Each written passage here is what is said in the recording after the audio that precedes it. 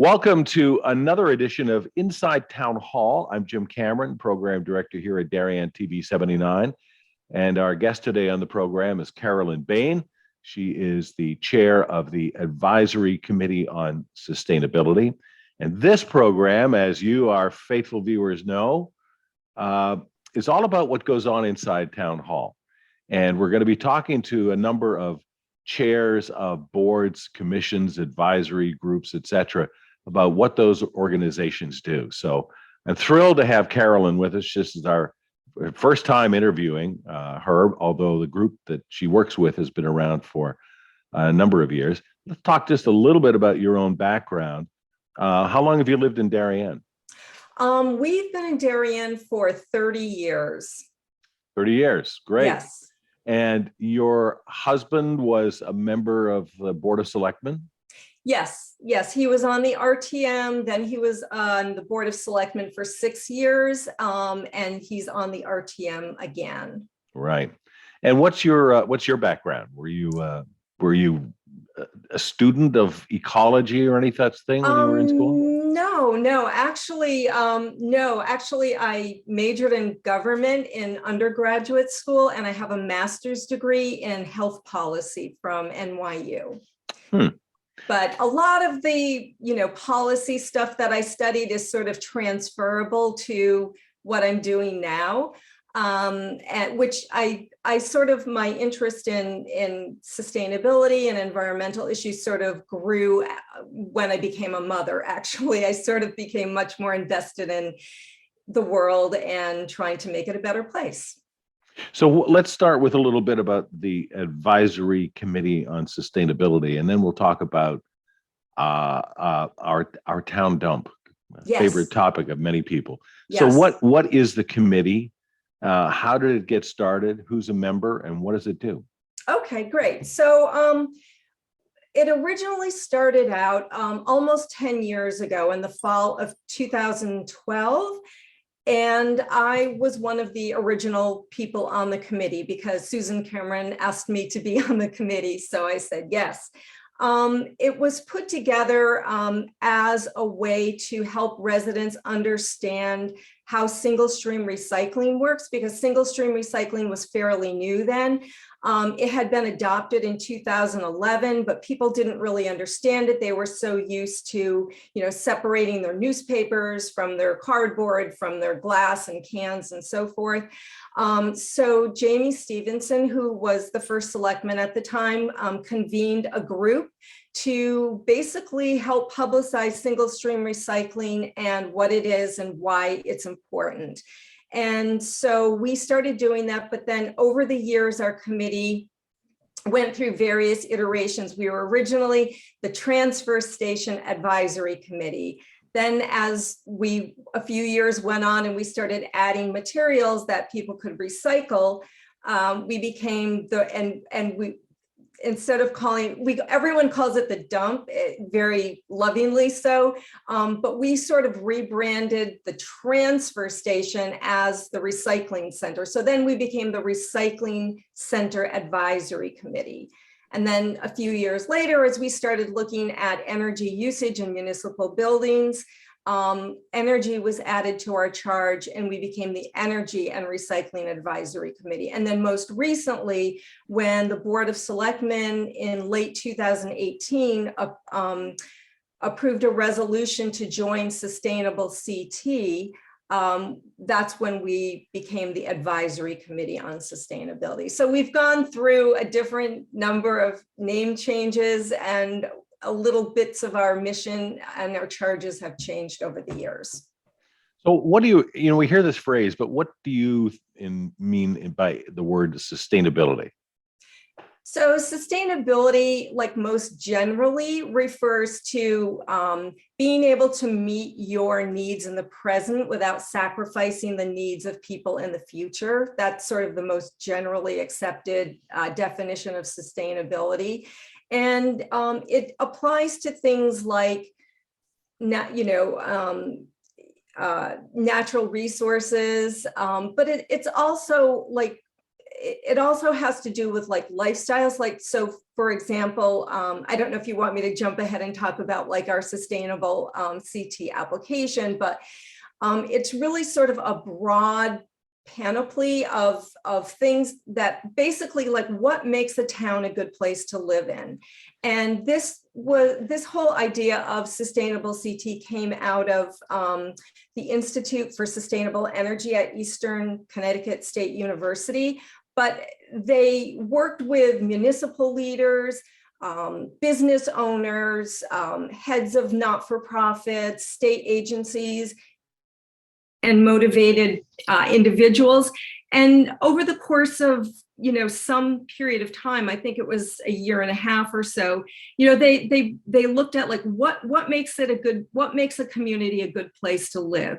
And it wasn't just the preservation of natural resources, but it was like, diverse housing options and cultural opportunities. So that they created this framework for sustainable CT that communities could join. It's completely voluntary.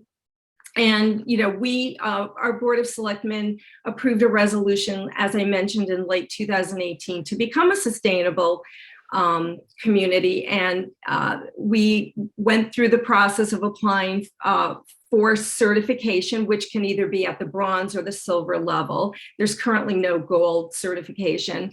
And I think there are currently, we were certified in October of 2019. And I think, right, so out of 169 municipalities in the state, 128 are registered as sustainable communities, and 64 are certified at either the bronze or the silver level. So certification is good for 3 years. So we are now in the process of applying for recertification from Sustainable CT. So we're going through, and I encourage anyone who's interested just to go to sustainablect.org and see what the application involves. It basically looks at various things throughout the community, as I mentioned, like, well-stewarded land and natural resources, vibrant arts, culture, clean transportation, diverse housing. And we get points for areas where we can fulfill that. And there's an opportunity to get a lot of points. We're hopeful that we will be recertified at the end of this year. Our application is due in mid-August. Carolyn Bain is the chair of the Advisory Committee on Sustainability. She's our guest today on Inside Town Hall. Let's jump to the interesting part that everybody wants to talk about. And I call it the dump. You call it the town waste transfer station. The recycling center. Recycling center, swap shop. There's a lot going on there. There is. But more generally, before we even talk about recycling, let's remind everybody, when we put out our trash, we put our garbage out at the curb, where does it go? What happens to it? Okay, so in Darien and throughout for the last 30 years or so in Connecticut, Connecticut has had a system of waste to energy plants.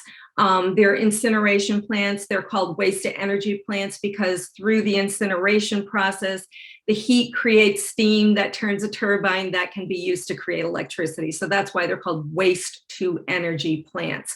In Darien, there are currently 5 of them, although one of the larger ones is about to go offline, leaving 4.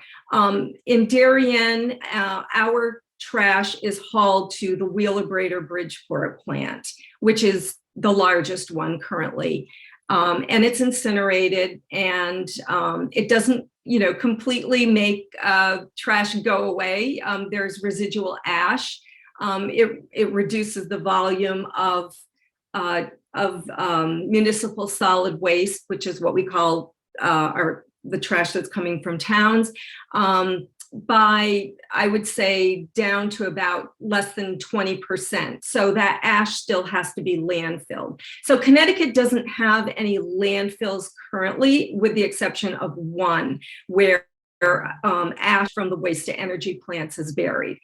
However, as I mentioned, one of the waste to energy plants is about to go offline. It's just all of them are approximately 30 years old.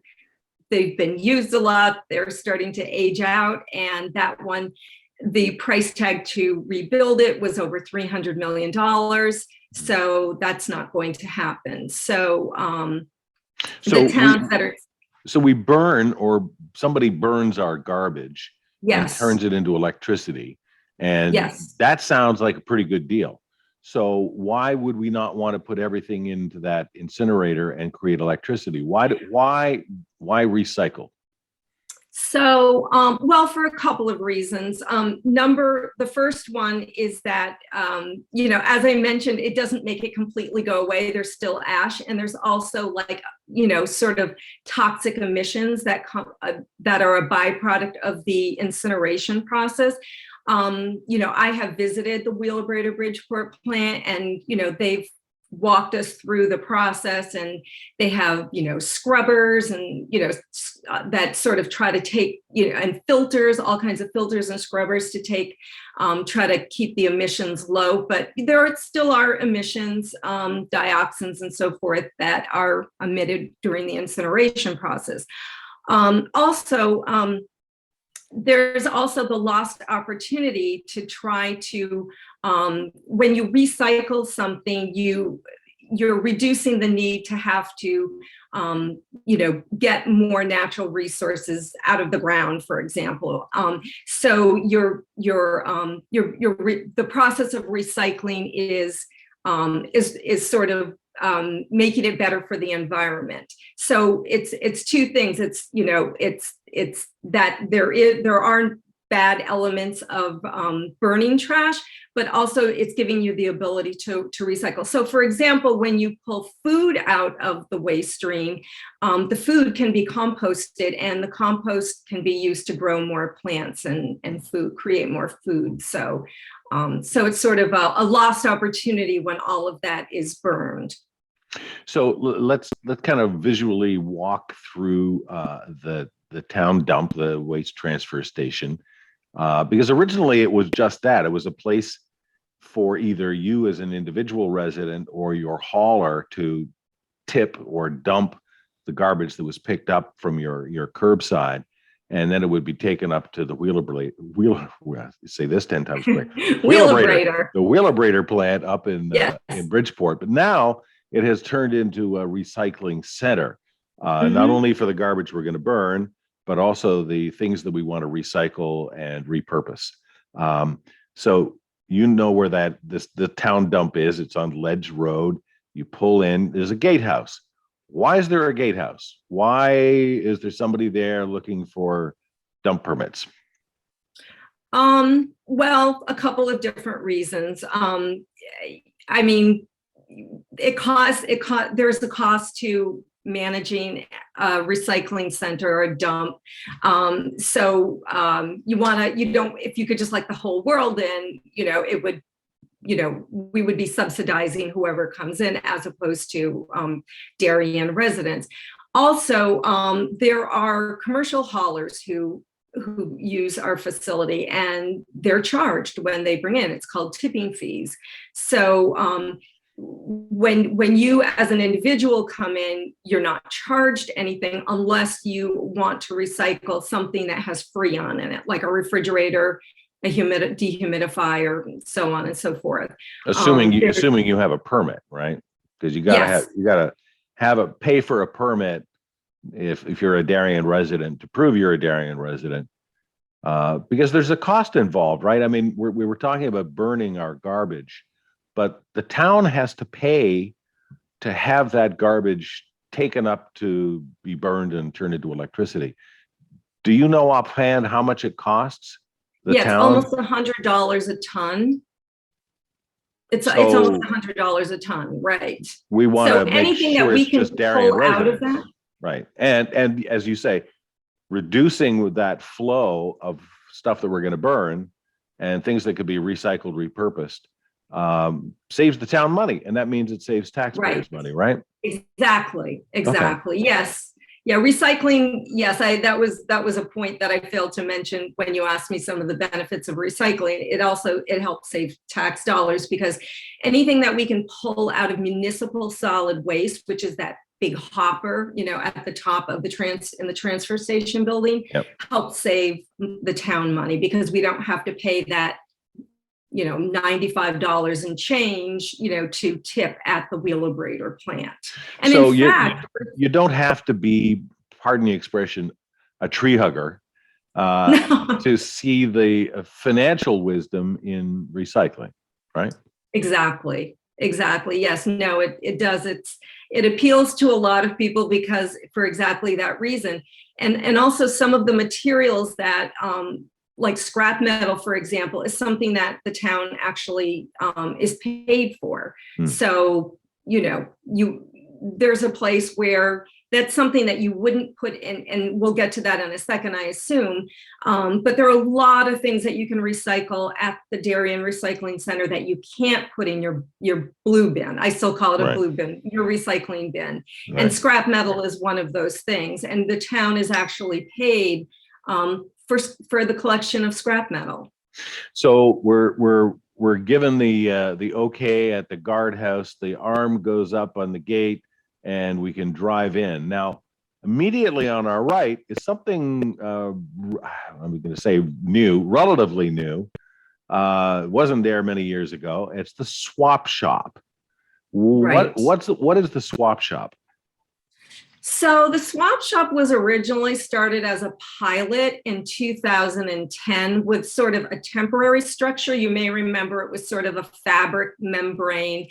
And it was started that way because it was an idea that a group of Darien residents, Susan Cameron, Dot Kelly, Reese Hutchinson, Dan Dulcetti, had, because you may remember, a lot of new residents don't know this, but years ago, prior to 2010, there was a period of 2 weeks in the spring where residents could put any kind of trash they want, anything they didn't want, out on the curb, not private roads, but roads that are serviced by the town. And over a period of 2 weeks, the town would come and pick that up and throw it away. That could be a sofa. It could be an old jukebox. I mean, anything you wanted to get rid of, you just leave at the curb, and the town took it away. Exactly. And a lot of those things that could be reused were thrown away, or they were ruined from rain, having been out for, a couple of weeks on your sidewalk. Plus, it made the town look a little junky for those 2 weeks. A lot of people didn't like it. But getting back to the tax savings, there were 2 weeks where, our Department of Public Works workers would go around, they would spend their time picking up these materials and then throwing them away. So this group of dedicated residents came up with the idea to have a swap shop, and they got support from the town. Didn't know if it was going to be a success or not, so they didn't want to invest in anything too permanent. They got this fabric structure and put it up, and as you know, it was an immediate success. And then in 2017, we applied for a $20,000 waste reduction grant from the Department of Energy and Environmental Protection to create a more permanent structure, which is what we have now. And that was opened in the summer of 2017, I believe. And the idea is you take, let's say, that sofa that you want to get rid of. I mean, if it's still usable and not broken, someone else might actually want it and put it into their home or their student apartment off campus, wherever. Rather than dumping it and having it be burned, put it in the swap shop, and then somebody can come in and say, hey, that sofa is perfect for my daughter in her dorm room or something. And they can take it away. There have been more dorm rooms that have been furnished by the swap shop. That's exactly right. And it's remember the almost $100 a ton that we pay to tip municipal solid waste at the burn plant. It's keeping it out of the waste stream. So it's doing that. It's there's, reduce, reuse, recycle. It's, we always prioritize reduce and reuse over recycle. It's giving it a new life. The swap shop was originally conceived with the idea that residents would bring things that were a little bit maybe hard to donate to other places. There are lots of other places, Goodwill, the Darien, the DCA thrift shop, person to person, and so on and so forth. I mean, there are a number of donation sites, but there are some things that you really just can't donate to other places, like open board games, stuffed animals, office supplies that have been opened, lots of things like that, a partially used box of crayons. I mean, you can't really donate those to, Goodwill or the DCA thrift shop, but there's a place for them at the swap shop, and people do take them. What's happened with the swap shop has almost become a little bit too popular, because whereas people sometimes would make the effort to bring things to some of these other places, the swap shop is a convenient place to bring everything. So people do have to keep in mind that it is sort of limited by space. And so some things do end up getting thrown out, especially some of those larger things that you mentioned, like upholstered furniture, because there just isn't room to store it. So we actually, our committee is actually working on creating a list that can go on the town website, and that we will post at the swap shop, where residents can get ideas for where they can they can donate other items, rather than just the swap shop.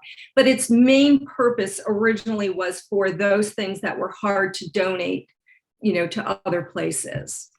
Carolyn Bain, chair of the Advisory Committee on Sustainability, our guest today on Inside Town Hall, as we're making the rounds of talking to all the board and commission chairs and finding out more about their work. Okay, so the swap shop, huge success. Let's continue up the hill to where the real action happens in terms of recycling and trash disposal. Some people would argue the real action is at the swap shop. There's thousands of books at the swap shop, by the way, too. That's my favorite, free books. So you go up the hill, and as you round the curve, on the right, there's like an open area with huge piles of what seem to be trees and leaves and things like that. What's going on up there? So yes, that's yard leaves, yard debris, grass clippings, and again, that's something that if you have a permit to use the facility, you can bring all of that stuff in for free. The commercial haulers, of course, are charged, but but residents can bring as many leaves as they want, as much yard debris, logs, and so forth. And what happens to that? It decomposes right there. Does the town do something with it to foster No, we that? do. We have, again, going back to, the need to have to charge for a permit to enter the facility. We do. So I would say about 50% of the leaves that are brought to the recycling center are composted on site, but mostly the leaves that come in from the haulers, where, they tend to be a little bit not mixed with, twigs and things like that. So 50% of those are composted on site. The other 50%, as well as the grass clippings and the yard debris, is all hauled to places where it's composted. So as we leave that little organic waste area and come down to the real hot spot in the dump. And by the way, if you've never been to the town dump, folks, go on a Saturday and just but go early. Enjoy the crowd. Go early. Don't go between 2 and 2:45, because then there's a line to get in. Everyone's like, really? Yes. Lovely. But you'll find everybody running for elected office standing up there, shaking your hand. And you do, indeed. Telling you how much they appreciate it. It's very efficient for them. So you go in toward that little area. Now, there's a building there, and there's a kind of a driveway in the back where the trucks go. And in that building is a giant pit. Yeah. What's going on in there? So we call that the hopper. That's where residents can throw their trash. And when you see the trucks backing in, a lot of people mistakenly think that their single stream recyclables are being thrown away. That's where commercial vehicles bring their how they bring their single stream recyclables, and those get recycled. City Gotcha. Carting comes and picks them up and recycles them. So that's also where what you were referring to as municipal solid waste. Yes. That's garbage, as I guess we would call it. Yes. Minus all the recyclable stuff. Right. That's the trash. Some residents don't have a hauler, a garbage collection service, and they bring it up there and dump it in themselves, right? Right. So approximately 2/3, a little bit more than 2/3 of Darien residents employ one of 5 or 6 private haulers where they pay a monthly fee and they come and pick their trash up once a week and the recyclables once a week. However, some people don't employ a private hauler and they can pay more for a permit. So when you have a hauler and you can show evidence that you have a hauler, you get a reduced rate for a permit. It's $40 for 2 permits. If you don't have a hauler, it's $120 for 2 permits. And every resident 65 and older gets 1 free permit. So that's a good deal. Plus. So yes. There. But now, in addition, because I don't want to run out of time here, in that house, that building where the pit is, the hopper, as you will, right, there are some new recycling opportunities. Yes. What's in there? So to the right side of the building, there are places where you can drop off light bulbs, and it's all light bulbs, batteries, all batteries, smoke detectors, and paint. And those get recycled. Where do they go? So there are different, so paint is a little bit different because that's a pass-through program where the town doesn't pay anything for paint or mattresses or e-waste, electronic waste to be recycled. Vendors come and take it and they recycle it. There's a process where it's recycled. We do pay for the batteries, the smoke detectors, and we were actually the first municipality in the state to have a drop-off for smoke detectors. I just wanted to mention that. And light bulbs. So those we do pay to recycle, but the paint, mattresses, and e-waste, we do not. And so you're kind of facing that building, and that's where the pit is. Now, to the right, just outside the building, there's something new and exciting that I know our family uses a lot. And that's what? Food scrap recycling? Right. Yes. Yes, that was started in October 2018. Again, we got a grant to start the program because we didn't know if it was going to be embraced by residents or not, and it has been. We've been collecting, we've been diverting over 45 tons a year from the waste stream. And that's good because, as I mentioned, composting food waste creates beautiful, nice, rich compost that can be used to grow more plants and create more food. But it's also drawing out of that municipal solid waste that we have to pay to tip. And this is good. We always encourage people, if they're able to and are interested, to compost in their backyards. But if they're not able to, for whatever reason, there's this program. And in addition, for those people who do compost in their backyard, of which I am one, this program is a nice complement to that, because you can put all food in this program, whereas in your backyard, anyone who composts knows you really only want to put fruit and vegetable matter and coffee grounds. You don't want to put skin and meat and bones and junk food. So that program started in October 2018. It's pretty successful. We would love to see it grow more. Municipal solid waste is about 25% food waste by EPA estimates. So you're pulling a lot out. And so we really encourage everyone to consider this program. It's free. There's no additional cost to residents to participate in the program. You don't have to sign up. You don't have to buy anything, although there are kits that you can buy from the Department of Public Works office at Town Hall that have everything that you need to get started. And people like them because they have the kitchen collection bin, the storage bin, the compostable bags, and so forth.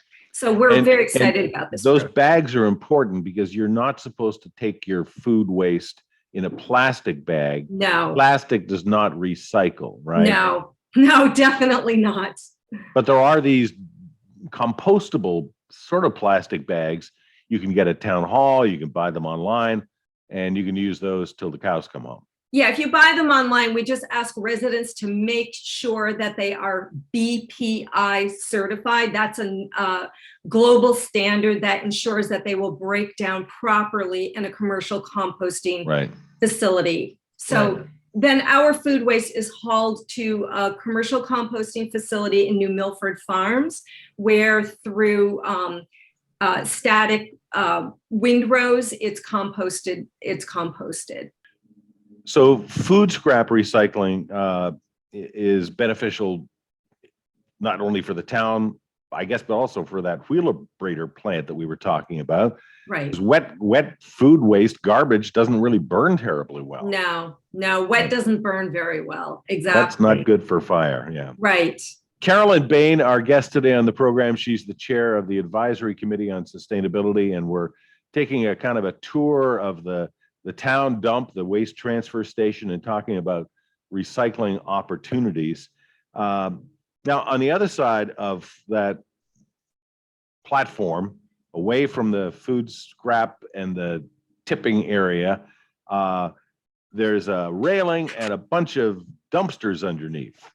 What's going on there? What do I put in which dumpster and what? Okay, so there are actually two dumpsters where you can deposit single stream recyclables. And single stream recycling allows paper, cardboard, plastic, metal, and glass to be recycled in one bin. However, when people are bringing their recyclables to the dump themselves, we encourage people to put the cardboard in the separate hopper. And the reason for that is because there's, lots of things in single stream recycling that could contaminate it, like residual detergent left in a laundry bin, residual food that might be left in a peanut butter jar. And so the value of the cardboard is extremely recyclable and valuable. And so its value is preserved and enhanced when it's collected separately. So even though technically you can put cardboard in with other single stream recycling, we encourage people to recycle it separately for that reason. And no pizza boxes, right? No, pizza boxes are good. Just they are. No pizza inside. Boxes.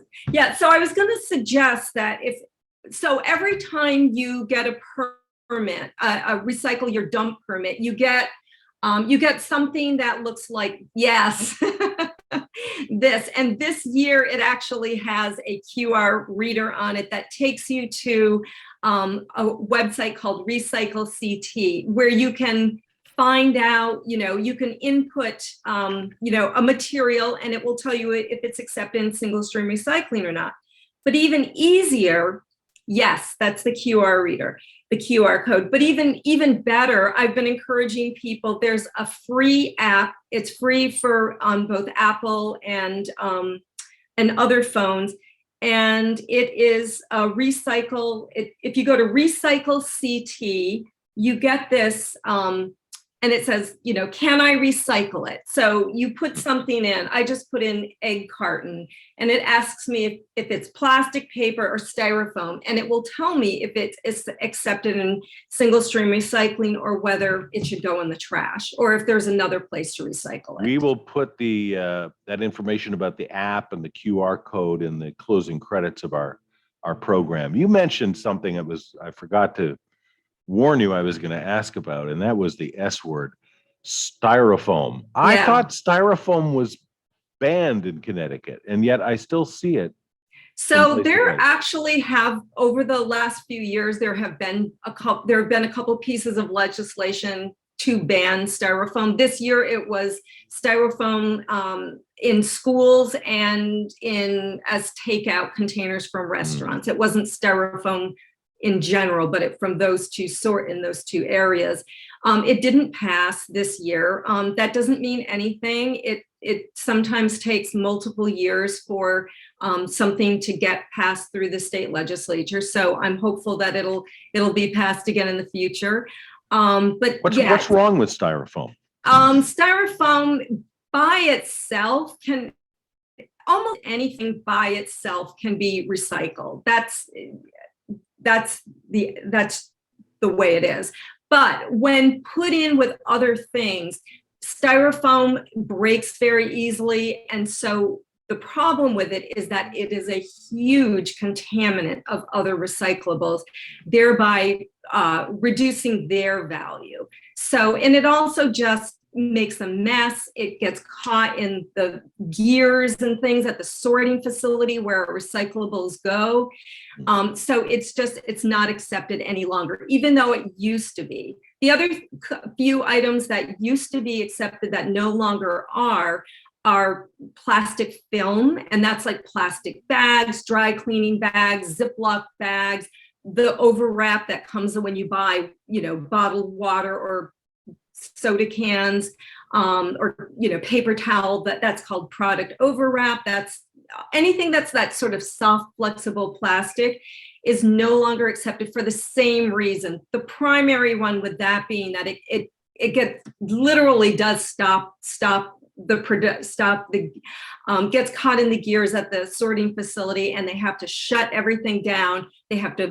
People have to go in and manually cut it out, and it's dangerous for them, and it's not productive for the company because they have downtime. So that's no longer accepted.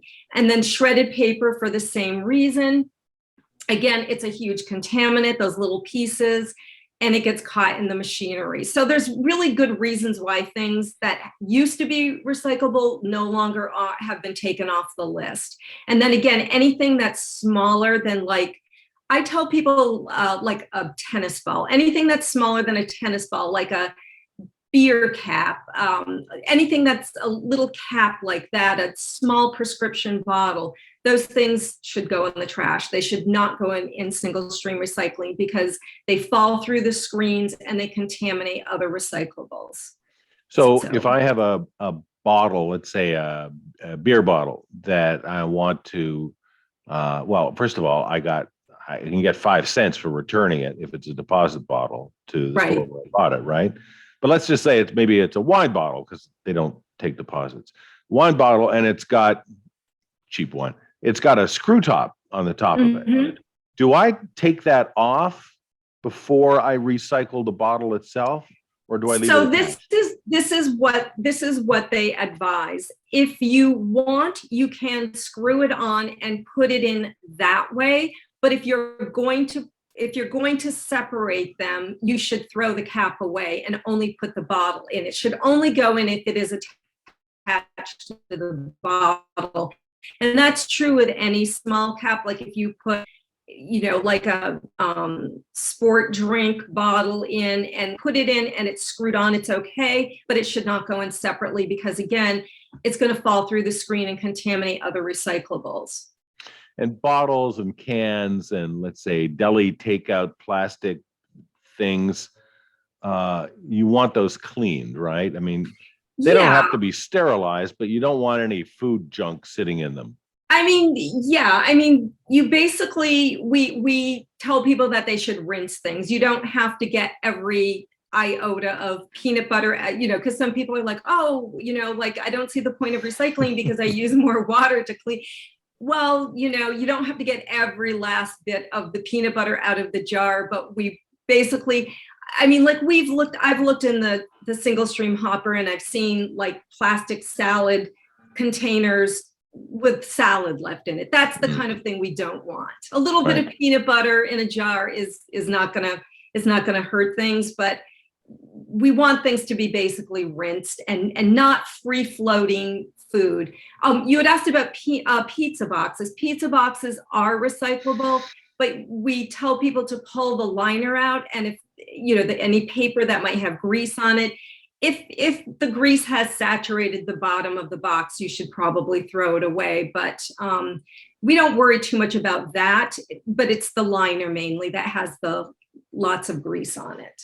Do I have to separate my newspapers? No. Put those in a special bin? No. Just the cardboard, right, at this point?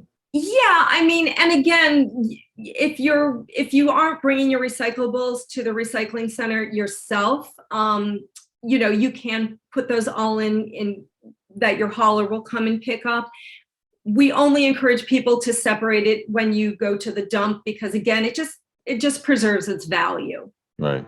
So continuing around that circuit we're making of the upper level of the waste transfer station, there's also a place to, I wouldn't say recycle, but properly dispose of mattresses.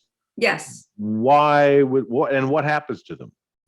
Again, that is the result of state legislation that created it's called extended producer responsibility. It's like a stewardship program. We set that up in 2015. It doesn't cost the town anything. Again, those mattresses and box springs used to go in the hopper. Again, we were paying close to $100 a ton to have them sent to Wheelabrator. Through this mattress stewardship program, the mattresses are picked up and they're taken to a place where they're sort of deconstructed, and some of the stuff ends up being thrown away, but the wood, the springs, there's lots of some of the fabric is used to make insulation. I mean, they're deconstructed and the components are used for various things. And up at the far left-hand side of the transfer station, as you're facing the building, is a large shipping container. Mm-hmm. And that's for electronics. Now, what do we mean by electronics? So we tell people that anything that has a cord can be recycled there. I mean, if you have something that's mostly metal, like a toaster oven, for example, I would suggest putting that with the scrap metal because it's more scrap than it is cord. But all of these electronics, first of all, they shouldn't go in the trash because there's materials in there that shouldn't really be incinerated. And again, by recycling it, you're pulling out the components that can be reused to make new products. So even in a cord, for example, there's metals and copper and things like that. So we encourage residents to recycle anything like holiday lights that don't work any longer, but the law only really requires the recycling of like computers and TVs and computer components. If let's say a computer monitor, I mean, if it still works, why not leave it in the swap shop instead? So I think at the swap shop, we tell people definitely not to put TVs there. Too big. They're too big and unwieldy. I think if you have like a printer that's working, you could bring it to the swap shop. But if it's obsolete and not working, it should go with the e-waste to be recycled. Carolyn Bain, our guest today on the program, and boy, have we covered a lot of ground talking about the waste transfer station, the town dump. Carolyn is the chair of the advisory committee on sustainability. One other thing I forgot to mention that I believe is down by the swap shop is there are some bins for textile recycling. Yes. What do we put in there and where does that go? So those are reuse again bins, use again bins. That's the company that comes and picks it up. There are a few bins down there. There are also, I believe, 4 bins to the left of the transfer station building. And in there, you can put clothing, footwear, accessories like hats, belts, and so forth, linens, towels, things like that, any textiles. And the town actually gets paid a small amount of money for that material. But if it's like a pair of jeans or a shirt or a dress or something and it's still good, you could also donate it to the DCA thrift shop or Yes. person to person, because someone else might use it. You don't have to just have it be turned into textile fluff or whatever they do. That sort of Exactly. stuff. Well, the material that's usable actually gets distributed to various thrift stores and so forth. The material that's not usable gets made into the stuff that you mentioned, like rags or insulation. Right. But yeah, no, we always encourage people to support local charities first. Like if you have clothing that's appropriate for person to person, which usually should be, in season and very gently used. Same thing with the DCA thrift shop and the local Goodwills. Right. In our waning moments here, talking about the waste transfer station and the advisory committee on sustainability, some people ask me, why is it so hard to recycle? Why do I have to be looking for the right bin or separating things out? I thought it was all taken away and someone else would do that sorting for me. Why are the rules so complicated? What we were promised that single stream was going to be, just throw it in there and they'll take care of it. Right. Yeah. I mean, the whole idea of single stream was to get more people to recycle, and it did do that. The idea was that if you didn't have to bundle your newspapers and separate your cans and bottles and then separate the glass, more people would do it. And that's exactly what happened. There was much greater participation. The downside of that is that people started putting stuff in there that didn't belong, like wish cycling. And to your point, like thinking, I'm not sure if this is recyclable. I'm going to put it in and somebody else will figure out if it is or not. You called it wish cycling? We're aspirational recycling or wish cycling. Yes. There are no like little recycling elves to sort things out. So that's why we try to, create things like this for residents, and why Recycle CT created the website and then the app to make it really easy for people, so they don't have to like really struggle to think whether something should be recycled or not.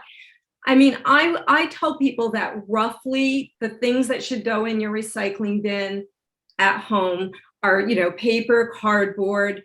And when I say paper and cardboard, I'm talking about like cereal boxes, that's like called box board, glass, food and beverage containers, metal food and beverage containers, plastic food and beverage containers, and like shampoo bottles and detergent bottles and things like that. But like if you have like some, like we've seen all kinds of crazy things in single stream recycling, like inflatable pools and garden hoses and ear swabs. I mean, like those things do not belong in single stream recycling. Right. And I guess that the place to start thinking about recycling is actually when you're shopping, because if you are more conscious of the packaging that those products come in, and say, do I really want to buy product A in styrofoam or product B in cardboard? The styrofoam is going to be a mess to get rid of. The cardboard can be recycled. Do you think Americans are getting, or Darienites more particularly, are getting more savvy when it comes to shopping and purchasing and looking at packaging? So. Yeah, I hope so. I mean, we try, we have through social media on Facebook, Twitter, and now Instagram, we try to publicize things about recycling. We get questions through our email about recycling. We try to, if one person has that question, chances are someone else does as well. So, we'll create a post about that. we try to really encourage people to reduce, because recycling is a good thing. I mean, we've discussed, how it can preserve natural resources and so forth.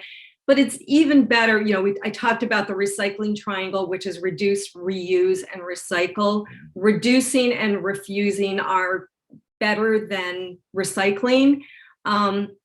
So I do hope that through some of our publicity that we're educating residents that it is important. And also, you raise an important point about all the packaging and everything that stuff comes in. So manufacturers create things and package it, and for them, it's like bye-bye. Like they don't really think about what happens to, their packaging once it's out, once it's out of their sphere. But there actually was a bill in the state legislature this year. It actually didn't make it out of committee, but it will be back, I know. It's going to will hopefully create a stewardship program for packaging the way stewardship programs have been created for electronics and paint and mattresses. Well, it's all about education and learning what to shop for, or where to recycle it and do it properly. And I hope the last hour or so of our conversation has contributed to that. Carolyn Bain, our guest, she is the chair of the Advisory Committee on Sustainability. Thank you so much. Watch for the credits coming up at the end, because I'm going to put all the contact information down, social media addresses, everything except Carolyn's home phone number, because she's enthusiastic, but not that enthusiastic. We do have an email, though, where people can ask questions. recycle@darien.ct.gov. Excellent. That's going to be in the credits as well, too. Carolyn, thank you so much for joining us. You're welcome. Thank you for all the work that you've done over the years, and please thank your committee members as well, too. Oh, I should just give a shout out to the other committee members, because you had asked me who's on the committee. So it's Dan Dulcetti, and he is the manager of the Swap Shop. Kathy Finnegan, Christine Lajany, and Cliff Van Voorhees, and Craig Flaherty, who was a longtime member. I think he was one of the original members also. Recently stepped off our committee, but he, as Craig does, has continued to help because of our sustainable CT application. He's been helping a lot with that. So, so those are the members of our committee. And you'll see all of the committee meetings here on TV 79 and on our Vimeo channel if you want to do an even deeper dive into everything we've discussed. So, Carolyn, thank you so much for joining us today. I appreciate it. Thank you for having me. And thank you, our faithful viewers, for watching another edition of Inside Town Hall.